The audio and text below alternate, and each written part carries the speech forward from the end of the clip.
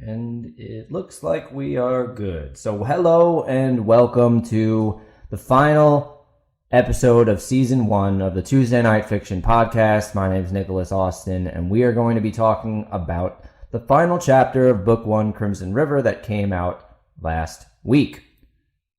The theme of tonight's episode is going to be the joy of writing your own book, why you should write your own book, why you have a story worth telling, and the fact that you need to stop denying that you can do it. Because everybody I talk to that I tell that I wrote books, I'm like, you should do it, and then they're like, I could never do it. So I'm going to convince you to do it, even though you think you can't, because it is one of the most worthwhile things that I've ever done.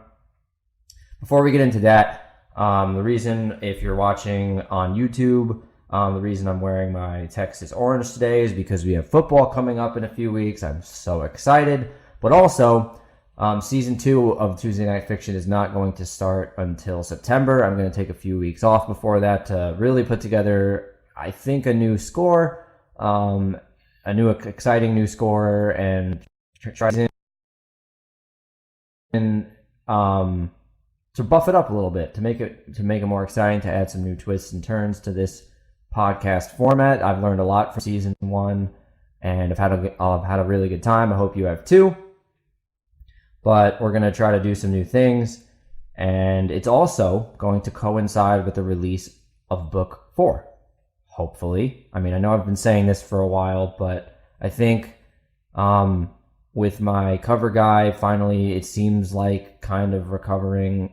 Hopefully he can finish. It seems like he'll be able to finish up by the end of the month.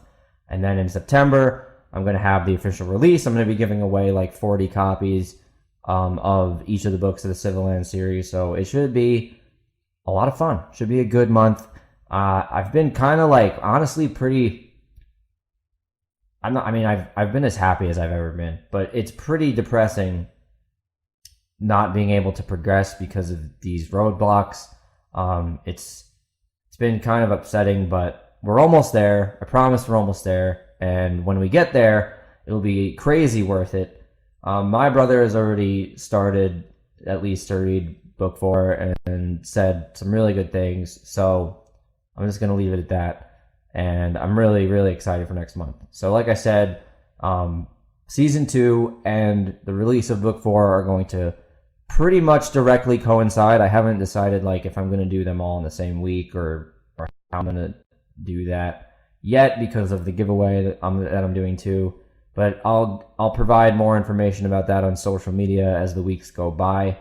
Right now, my plan, I think, is to set up the giveaway first, or at least post the giveaway on Instagram first. And then once that goes through, probably either that week or the next week to start season 2 of the podcast. But you'll see on social media all the details about that. So keep an eye on there. Keep an eye on YouTube and whatever podcatcher you listen to, because obviously these episodes will automatically get pushed to them.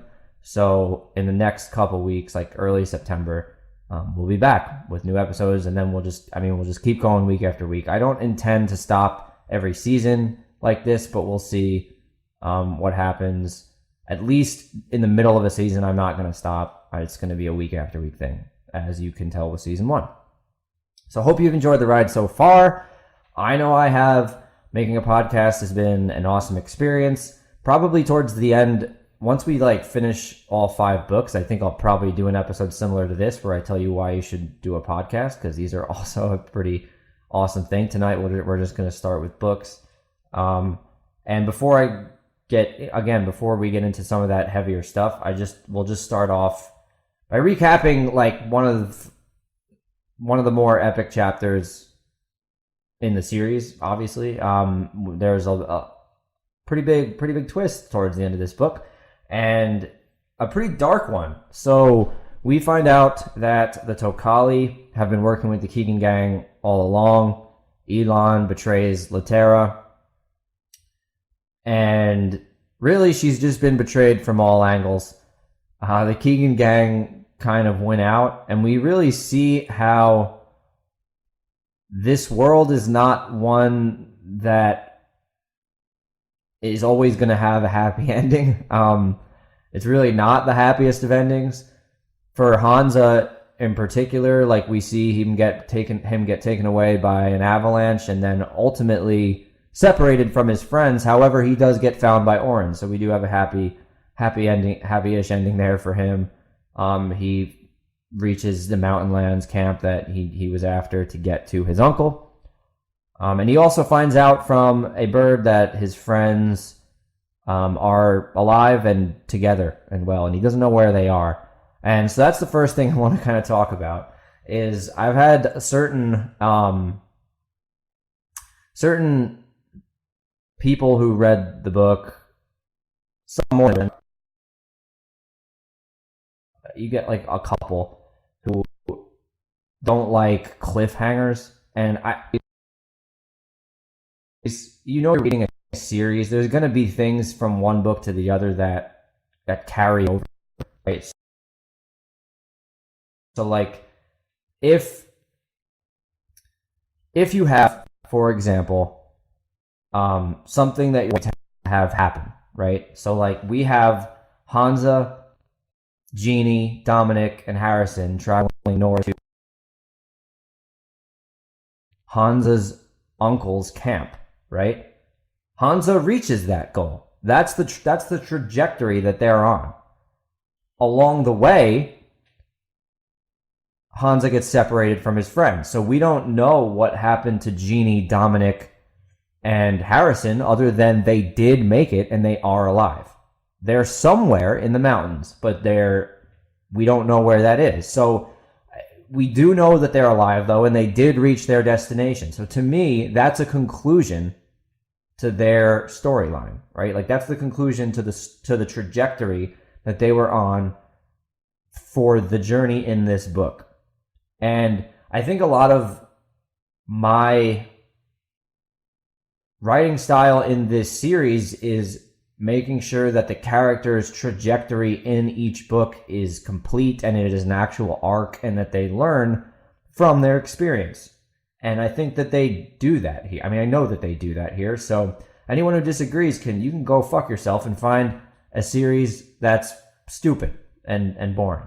I'm just kidding. But seriously, what I do mean is that it is difficult to say that they didn't reach a conclusion. Like, Hansa, in the end, just wants to be with his friends, right? His conflict is that throughout the journey, he's doubtful of the relationship he has with the Easterners. He doesn't know how he's going to get out of this situation. He's, like Laterra, been betrayed by the councilman, and it's not an easy road to get up into the Mountainlands and to still trust and to do it alongside the very people who have kind of, in a way, led to this betrayal. This, like, the Easterners, the people from outside, the outsiders, are not his people.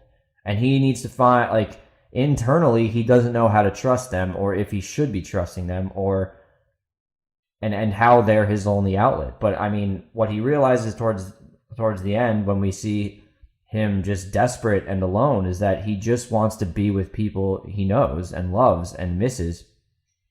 And that is the Morels for him. The Morels are that outlet now, especially with Laterra gone to the south. So, and then until he finally meets up with Orin, when Orin finds him, and we could see there that obviously he's finally now reunited with a friendly face, and that's why he's got probably the only happy ending besides, I guess, the Keegans. So William Keegan now, obviously everything has gone according to plan for him. His operation to kind of herd the Vahani, the Riverlands, out of the north and take some hostages in order to get leverage with the Vahani further north, the real leaders of the Vahani, has worked.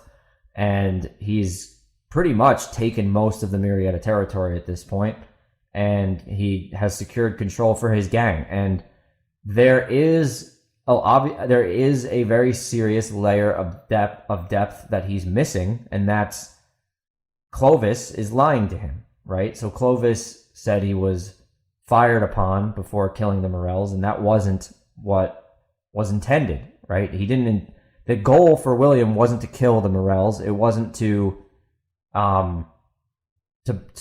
was to just take what they have, right? He doesn't want to be a ruthless conqueror as much as Clovis does, where Clovis takes no prisoners and just takes everything by force. And Clovis is a bit of a psychopath in that way, as we've seen. And there is that dynamic between the two brothers, and including Daniel, so the three brothers, where Daniel and William don't know the truth right now. And in a way, they also deny it, as we talked about in previous weeks. The lies are a big part of this story. Telling the truth is a big part of this story. And especially in terms, like, again, it's like a coming of age story, and there's a lot of things that I've learned along the way, which, again, we'll talk about when it comes to why I think you should write your own book. But yeah, so happy ending for William, happy ending for Hansa. William is now getting ready to go east to meet back up with his father and tell him of his progress so that he can seek to make a connection between the East and West. So pretty much what he's been working for years and years now is finally coming to fruition. So very exciting for him. And then there's Laterra. So again, Laterra has been betrayed just by everyone. And that's I think the theme of Crimson River, essentially, is betrayal and where it leads to, and the chaos that it leads to. And for me, that is what makes Civilands a coming-of-age story. Each book in the Civilands series corresponds to a different part of that catalyst, of the catalyst of chaos and of betrayal, and of not even just betrayal, but going through a hard time in your life, and how people respond to it, how people overcome it.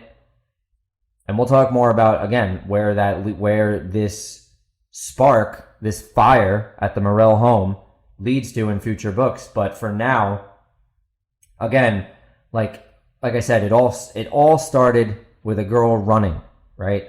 I only started this series with the idea of a girl running in the woods because it sounded exciting to me. Eventually, I mean, I don't remember if it was right off the bat, but she was running from her house, which was on fire.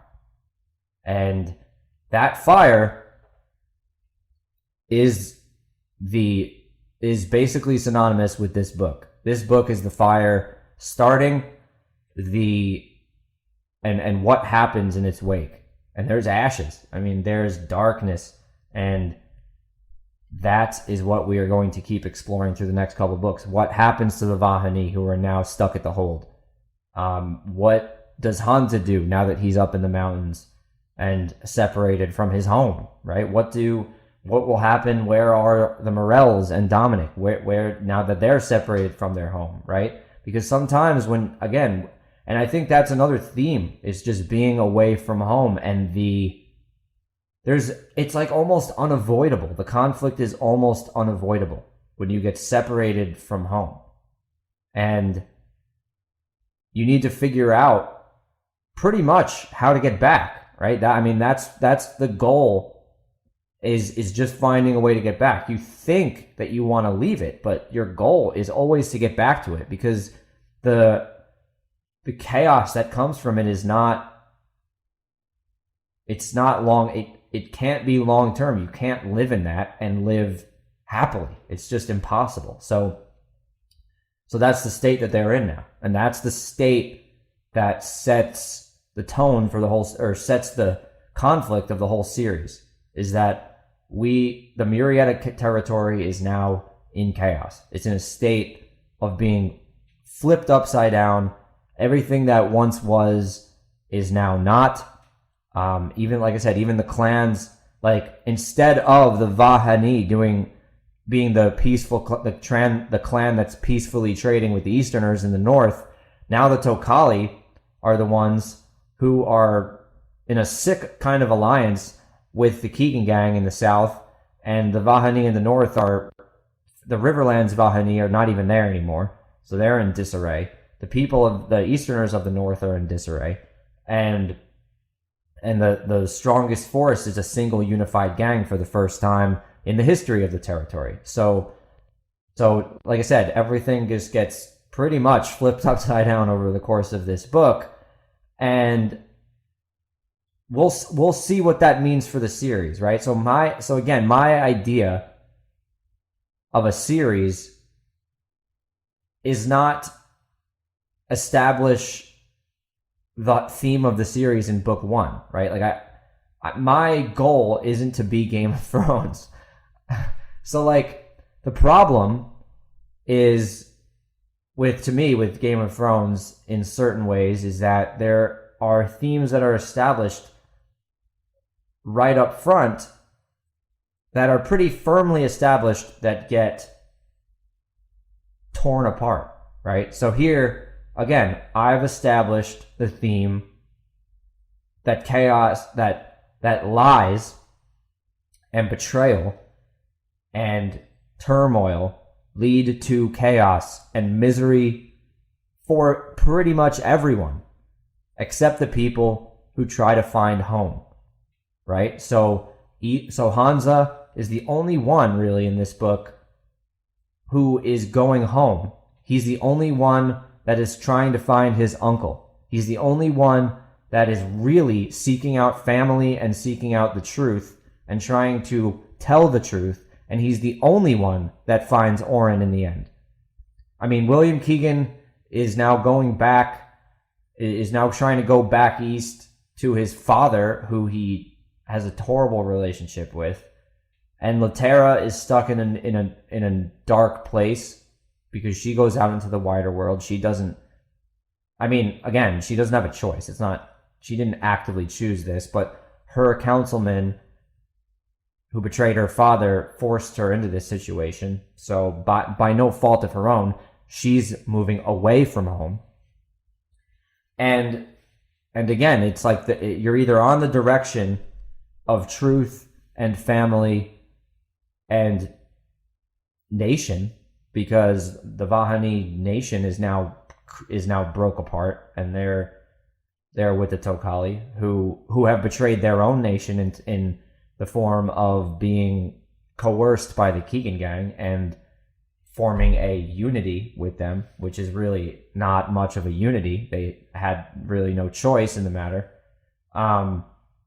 To this fort and yeah, so now like the Murrieta, I forgot the train of thought I was on. I forgot what I started the sentence with. It was a long one, but yeah, so now the Murrieta is just in this state of you have the people who are in chaos because they've been led away from the life that they know they needed to live, and only Hansa finds what he's looking for in the end. It's a long, hard road, but he eventually does get led to his uncle. And again, that's not to say that some of the other characters haven't made certain choices that were better than others. Obviously, Jeannie and Harrison have found each other, so they're together. But yeah, overall, this book has established again that a lot can happen in this world. It's a dark place. The councilmen who do betray the chieftain end up getting what they essentially deserve, I guess. I mean, it's not really what anyone deserves, but they get destroyed pretty much by Clovis. The spirit of the Vahani has been destroyed by Clovis. At the end, we see Clovis and Walter trying to win them over onto their side by really parading the councilmen around as traitors. With the councilmen gone, now that leadership vacuum, obviously we could see Laterra kind of rising up into it, and we'll see how that kind of goes in book 2. But for now, I mean, we pretty much have set the tone, and that's like, I think, I think the purpose of Crimson River is really like a world building, tone setting novel that's only going to get bigger with each each passing book. And each passing book, again, is a stepping stone on the journey to finding out just everything. And this is, now I'll get into why you should write your own book, why you have a story worth telling. And I think those are two kind of separate ideas. So I'm going to do one at a time. And I think I'll start with why you should write your own book, because we're kind of on that path here. And the reason is because now that I'm finishing up the series, I mean, book 4 is about to be released. Book 5, I'm going to be starting very soon. I think maybe in the next couple days or weeks. We'll see how my schedule kind of plays out. But every book has been subconsciously and also consciously very specifically brought together as 5 different parts of my path to literally finding out like the meaning of life for me. And I'm not exaggerating. I literally, along the way of writing this series, figured out why I'm here, what matters to me, what is the truth, how to not lie, how to live well, how to be a good man. I mean, this series, for the rest of my life, will get credit for me finding the woman I love, quitting porn, like telling the truth to a fault all the time. I mean, all the time. I just don't lie anymore. And when I do, I correct it immediately. And it's because of the things I found along the way in this book. I mean, when you write characters who are liars and betrayers, and you see even in an exaggerated fantasy way the extent of what that does to the people around them, it allows you to almost have like you become a sociologist. Like, you see the bigger picture of the different levers of a person's, like the different outcomes of that one person's actions can lead to. And it's all amazingly connected. And we'll get, again, I can't talk too much now, otherwise we'll have no content for the rest of the series. But I can't talk too much now about what each book I will have a specific summary of the things I learned from that book, and how book 1 to book 5 got me to the truth of everything.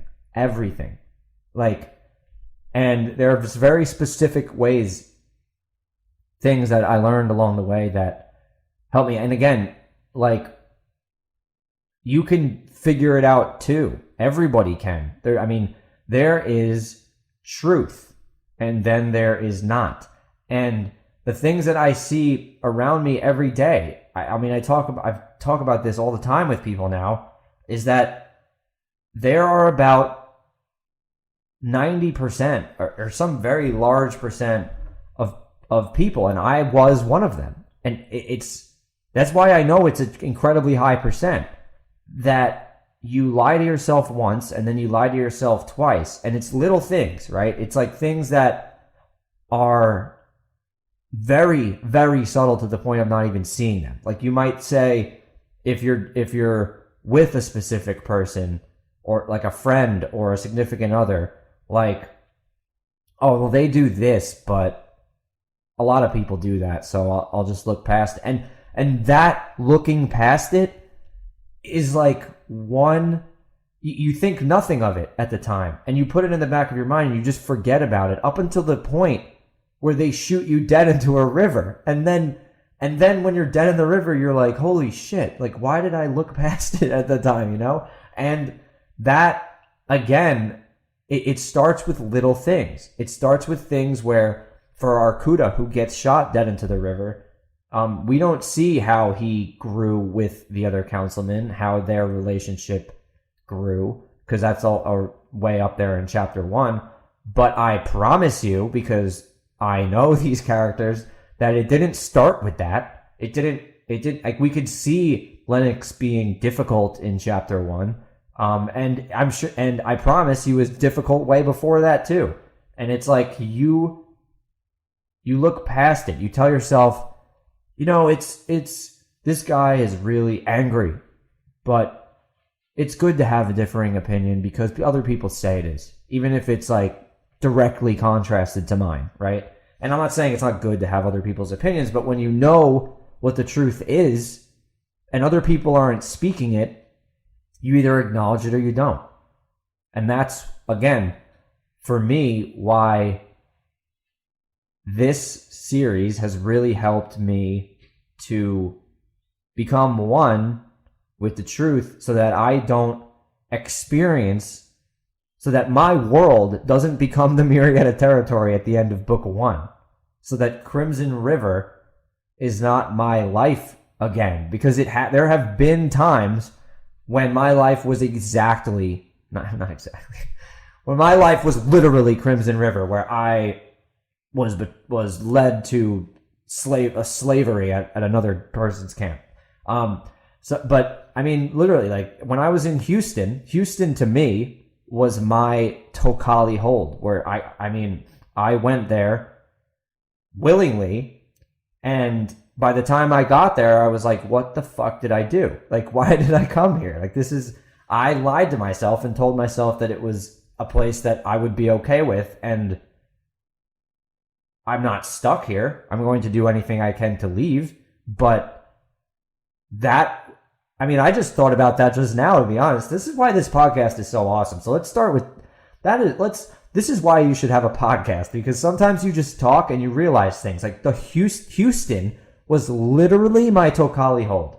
It was the place that I willingly went to with a sense of hope, even though I internally knew it was a bad idea. And it was as bad as I thought it was when I got there. I mean, it was everything I knew it was. Wow.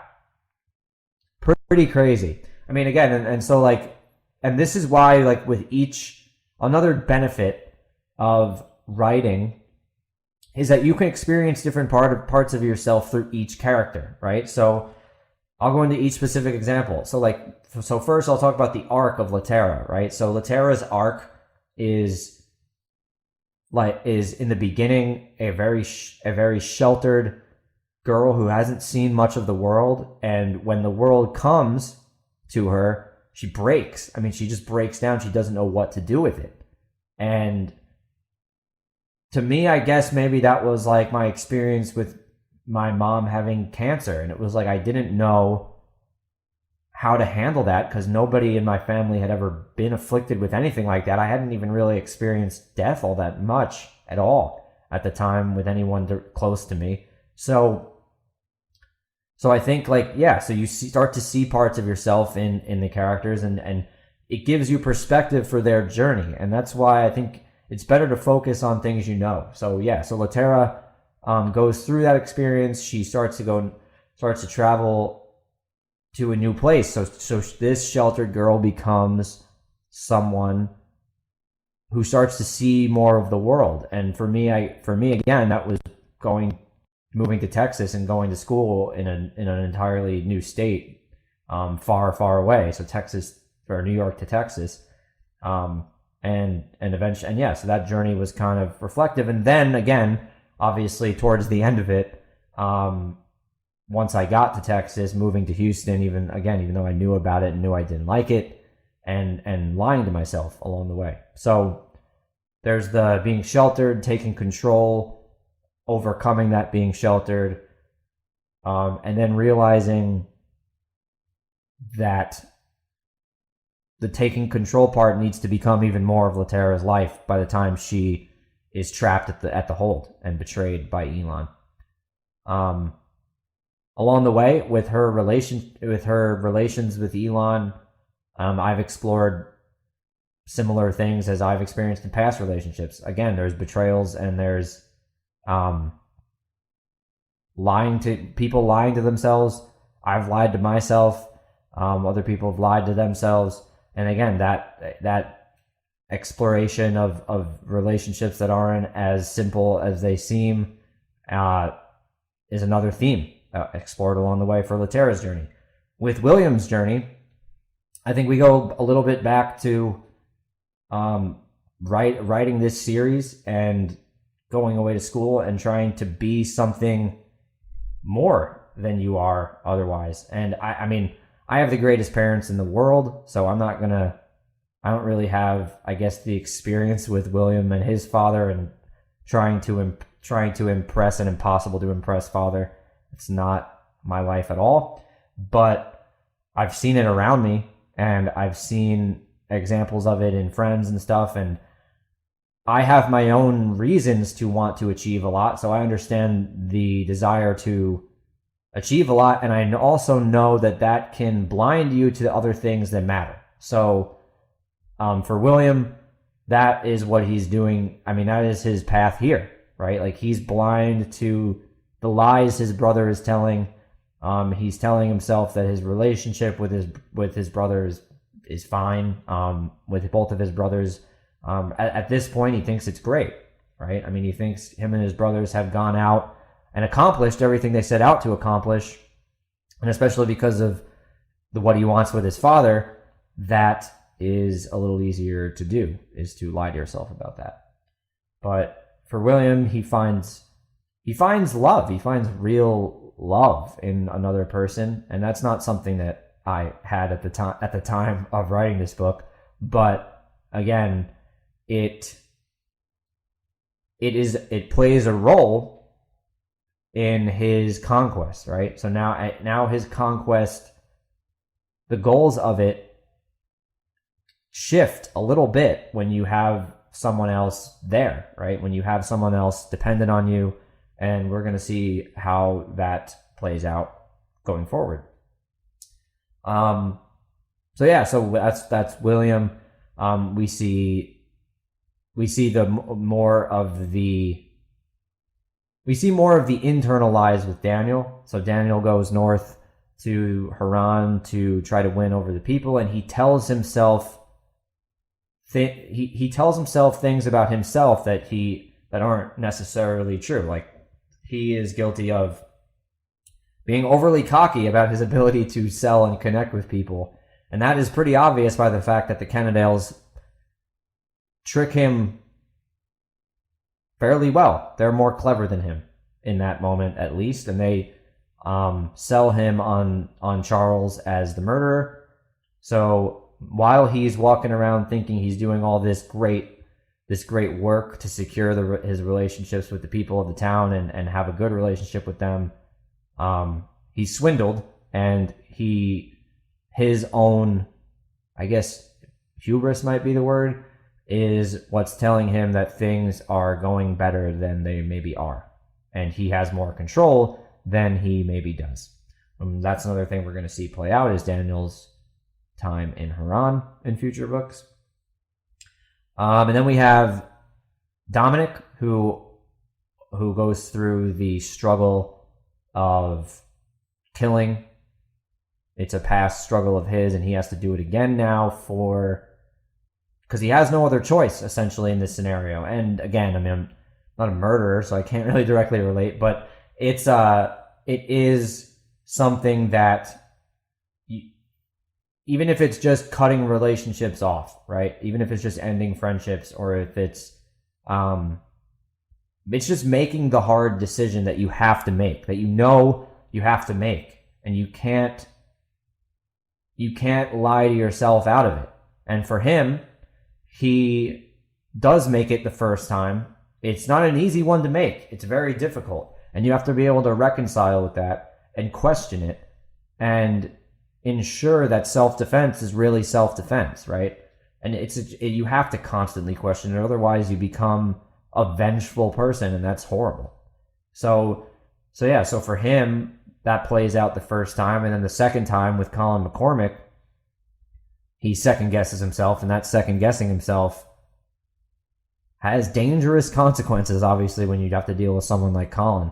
But so going forward, so now Colin and Frankie have gone to William in Fayette, and Daniel and Jeannie and Harrison have continued north, and we see them on their journey.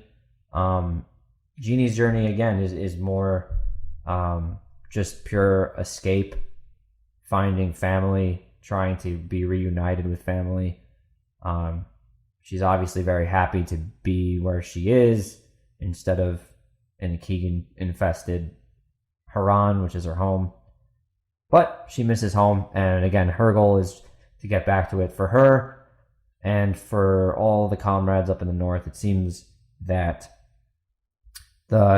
this book is a bit more of an adventure kind of story, less of the emotional arc of some of the other characters, but still a fun one. And I mean, not emotional arc, but I mean, like, I guess coming of age type of arc. We're going to see more of that in future books from Jeannie and Harrison, in terms of what happens next for them. But nonetheless, a very tough journey. They make it up to the river, to the mountain lands. So for me, again, so like I said, I'm going to talk through, I was trying to give 2 reasons why you should write a book. And then again, the one is the you finding out about yourself and that's pretty much a lot of what I figured out about myself. So you find out, you could see yourself through the characters. You find out a lot about who you are and why you're doing what you're doing. And it's just an irreplaceable experience in those terms, especially when you're going through a hard time. And it's funny, I mean, I've always thought into music initially, then storytelling, which it is a form of storytelling, but I was always really, really into music. And one of the best albums I've ever heard is, I think it's called Sigh No More by Mumford & Sons. And that album is very clearly a breakup album. And a lot of the times when you're going through any form of difficult time, again, for me, it was leaving Houston. That's when I started writing. Or I started writing when I got to Austin after leaving Houston. But the experience was one I wanted to write about. Or not literally about, but along the lines of. And so I translated those feelings and those emotions into a story. And again, you could do that with music, you could do that with storytelling, but with storytelling, it's just a more direct, I guess, kind of art form. Like, again, you could do it in any form of art, but I highly recommend writing because it's almost mathematical in terms of coming up with what leads to what leads to what. It's like a tree. I mean, certain things have to add up to one another, and you can't end up with storylines or characters who are one thing and then stop being that thing. It has to kind of all fall into line, and it's like putting a puzzle together. And it's actually surprisingly not as difficult when you're writing about something that you're passionate about for things to add up. I mean, almost every time I had a dilemma of some kind, it almost worked itself out in terms of the setup of each different thing just coming together. And I'll try to explain it in terms of an example, but again, so like with I'll talk about a storyline I've already talked about, but Dominic, his main conflict being his past history with gangs, right? So I start the story out with saying that the Keegan gang is really the first conglomerate of gangs in the Marietta. There used to be more scattered ones. So logically, it would make sense that Dominic used to be part of one of those. And it was more out of necessity. Or those gangs were more out of necessity than anything in a dangerous place. So the Easterners, again, they aren't all bad people. It's not bad to be part of a gang in a world where that is the reality, right? As long as you have the right intentions, if it keeps you safe and if it keeps your community safe, then you're just doing what you have to do, as long as you don't push those boundaries. So yeah, it made sense to fit him into that part of the story, to that history of the story. And again, it's you'll hit roadblocks like that where you're like, who was Dominic before? And you can't write the full history. I mean, you can if you're George R.R. Martin or Tolkien. Tolkien's better than George R.R. Martin, by the way. But yeah, I mean, you could write that full history, but you don't need to for your own sake and for your own self-advancement. You just need to tell your story, right? And your story, again, is worth telling. And here's why. So I think that was the second part of what I was going to get into. Like I said, I mean, I pretty directly related this story, which is an epic fantasy in a fictional world with characters who can control animals in a time which is representative of a time period that's 150 years before mine, in a world that doesn't look much like mine at all, in some ways more than others. I have been able to directly relate that to my journey post college in the 21st century. I mean, it's my story. It's just in another world. And that's why, like, if you sell like furniture online, I mean, I don't even know. Like, you could write a story about someone who steals things from people or something. I don't know. You could there is a story for everyone, is what I'm trying to say. And if my story of going to college, of exiting college, of being in a place that I didn't like, of willingly going there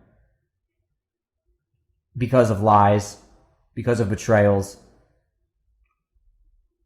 that I've made to myself as much as others made to me, of escaping, of everything that came after.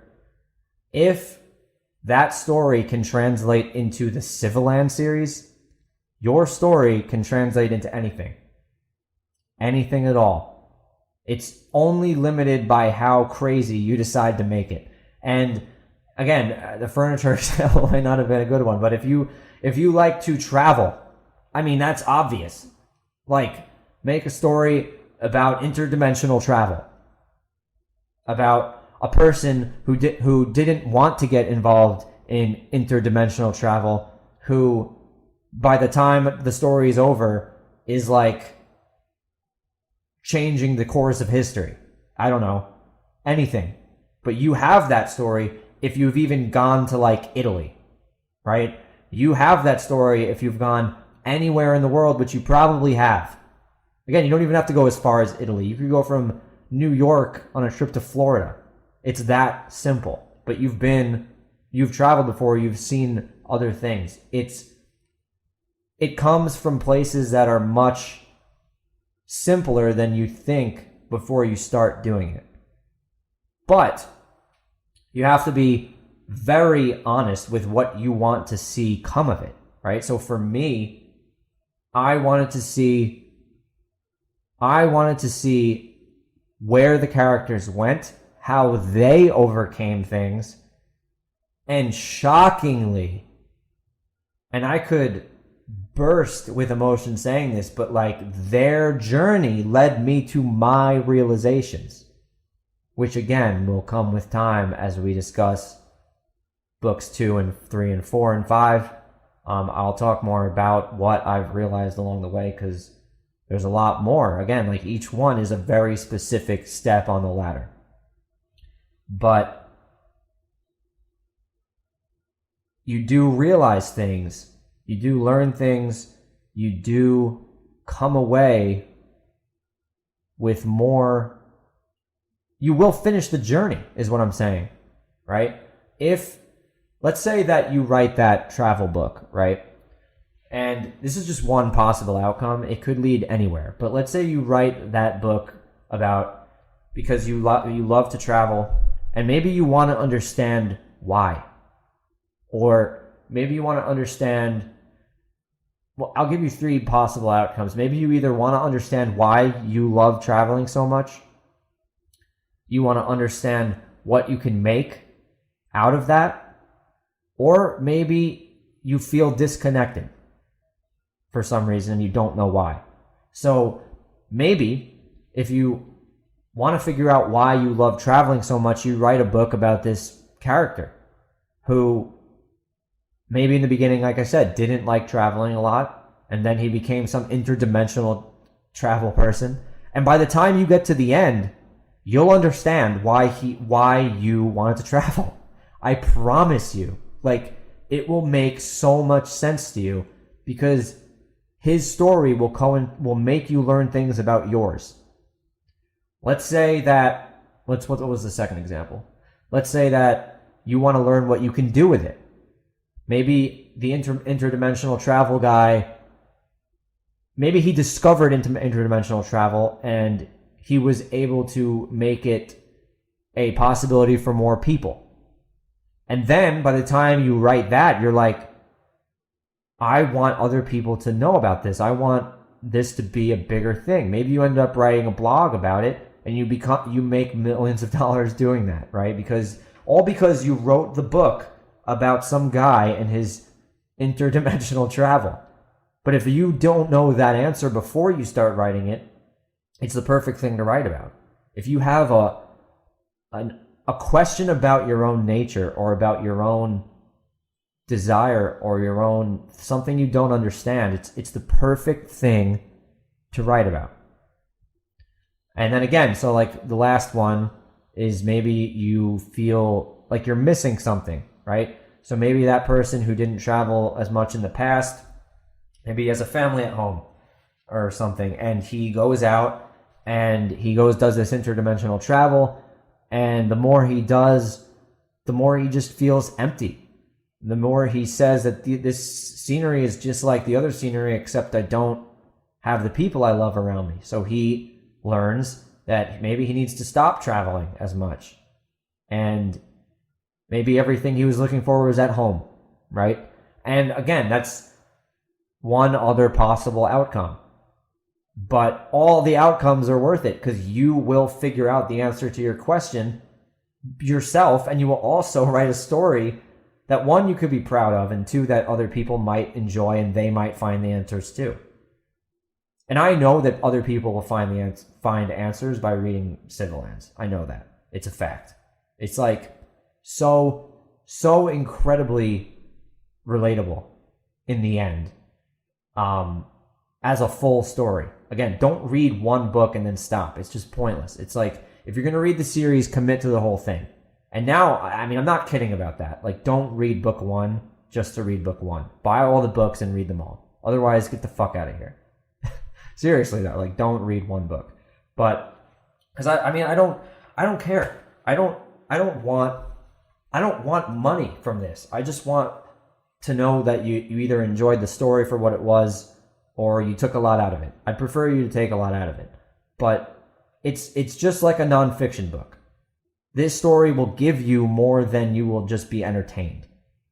If you accept it, if you dig into it, if you listen to these recaps week after week, I promise you will learn a lot of what I learned. And if you don't, that's fine. If you just enjoy the story, fine.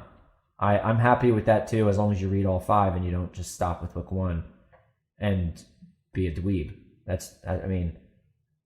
It's a series. Read the whole series. Your life is a series. It's not one story. There's not just a beginning and an end. It continues. And like, even though the series ends with book 5, the world continues, right? And you'll see how it continues. But it does continue. And again, so hopefully that helps a lot. I think the example that I gave was actually a pretty good one. Again, I'll go back to the why to do a podcast thing. I mean, certain things just come out, you know. So I mean, sometimes there's certain things that I script and there's certain things that I don't, and I didn't script anything today, which is pretty cool. Sometimes it's more fun than others. Depends on the chapter, right? So for certain chapters where it's more action driven, and I can't really be more exciting than the action in the chapter or more deep because it's not as much of a thought provoking chapter as much as it's just entertaining. It's a little easier to script out and to talk about specific things that happened or I mean, again, it just depends because like certain more thought provoking chapters, all I really have to write down is like the main thought, right, that I'm going to be discussing, and then I just kind of go back to that. And here I knew kind of the main thought, but I just riffed on it more than anything. But again, hopefully you found this helpful. Hopefully you found the whole book helpful or enjoyable or entertaining. And if all of the above, please go on Amazon and leave a review, 5 stars if you really enjoyed it, or 4 stars if you really enjoyed it. Whatever you think it's worth. But if you did really enjoy it, I'd really appreciate the support. And for you to tell the world, don't just leave reviews, share it too. Like I said, this is more to me, and it will be to you, than just a entertaining series. And you'll see why over time. But if you get a lot out of it, share it. I mean, you have to share what you love.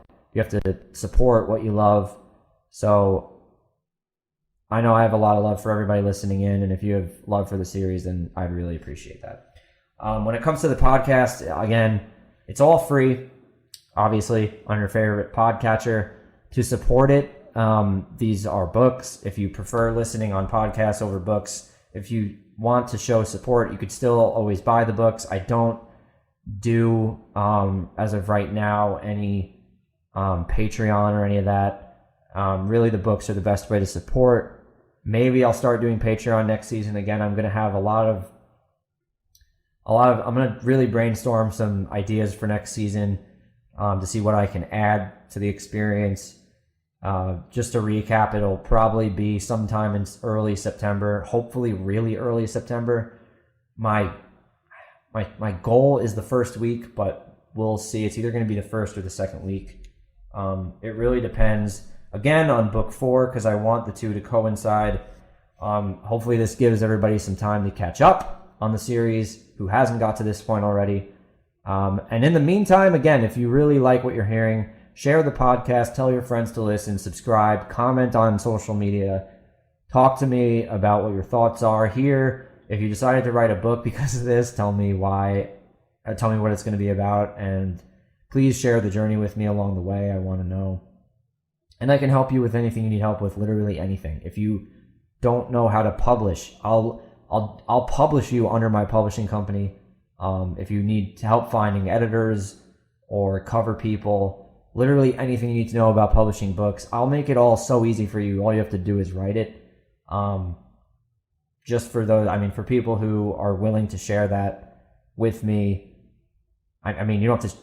When I say share, I don't mean income. You make all the money yourself. There's no, I just, any information that I could possibly give to help, I will, happily, gladly. I just want you to find the things that I found from writing my own books, and I know you can do that. Again, I've heard a lot. I mean, every time I talk to someone about writing books, it's always, I can't do that. I could never do that. And I reject that soundly. I mean, I've probably read a percentage of the books in my life that you've read. And if your number's low too, then that's probably not true. I haven't read a ton of books. I've never been a reader. I've never been a story writer. I've written music, but that's it. I'm creatively driven, but if you would have told me 5 years ago, even, because this has only been probably like a 3-year journey now, if you had told me 5 years ago that I'd have started doing this, I'd have said no. I mean, I wouldn't doubt myself, but I just wouldn't think that that would be something I would choose to do, and I did it. So, and I mean, here I am now on my 5th book that I'm about to start writing. So you can do it.